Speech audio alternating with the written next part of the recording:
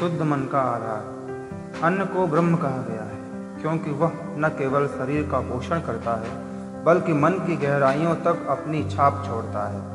व्यक्ति का स्वभाव, विचार और चरित्र बहुत हद तक उस अन्न पर निर्भर करते हैं जो वह ग्रहण करता है। आध्यात्म के दृष्टिकोण से आहार की सात्विकता को साधना और आत्मिक प्रगति का मूल माना गया है। जैसा अन्न वैसा मन, यह उक्ति केवल कहावत नहीं बल्कि गहन सत्य है। राजसिक एवं तामसिक आहार जैसे मांस, मद्य, अधिक मसालेदार, बासी या अशुद्ध खाद्य न केवल शारीरिक विकार पैदा करते हैं बल्कि मन को चंचल, अस्थिर और चिंताग्रस्त बना देते हैं। इससे ध्यान, एकाग्रता और आत्मनियंत्रण में बाधा उत्पन्न होती है।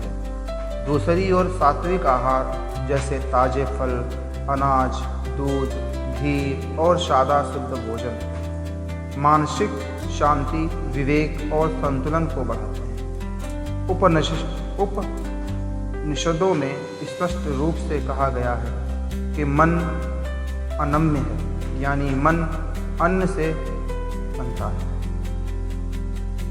छांदोग्योपनिषद में वर्णन है कि खाया गया अन्न 3 भागों में विभाजित होता है। स्थूल अंश मल बनता है, मध्य अंश रक्त और मांस, जबकि सूक्ष्मतम अंश से मन का निर्माण होता है। ये रहस्य बताता है कि अन्न केवल भौतिक नहीं बल्कि मानसिक और आत्मिक संरचना का ही आधार है। ऋषियों ने आहार को साधना का अभिन्न अंग माना। वे स्वयं अत्यंत सात्विक और शुद्ध आहार ग्रहण करते थे। कभी कभी केवल पेड़ के फल, जड़ी बूटियाँ या पानी से ही दिन व्यतीत करते थे। उनका उद्देश्य था मन को इतनी शुद्ध स्थिति में पहुँचाना जहाँ वह देव शक्तियों का आश्रय बन सके।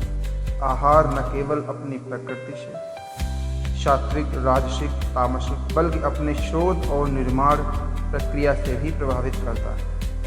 यदि भोजन बनाने वाला व्यक्ति दुष्ट, क्रोधित, अशुद्ध प्रवृत्ति का हो या भोजन अनैतिक धन से खरीदा गया हो तो उसका प्रभाव खाने वाले के मन पर ही पड़ता है। इसलिए कहा गया है कि पवित्र भावना, सत परिश्रम और ईश्वरीय समर्पण से तैयार भोजन ही वास्तव में प्रसाद है। वाल्मीकि रामायण में कहा गया, यदन्य पुरुषो भवति तदन्न तस्य देवता, अर्थात मनुष्य जैसा अन्न खाता है वैसा ही उसके भीतर वास करने वाले देवता भी बनते हैं। क्योंकि हमारे शरीर में सभी देव शक्तियों का वास है, इसलिए जैसा आहार हम ग्रहण करते हैं वैसा ही उन देव शक्तियों को पोषण या विकार मिलता है।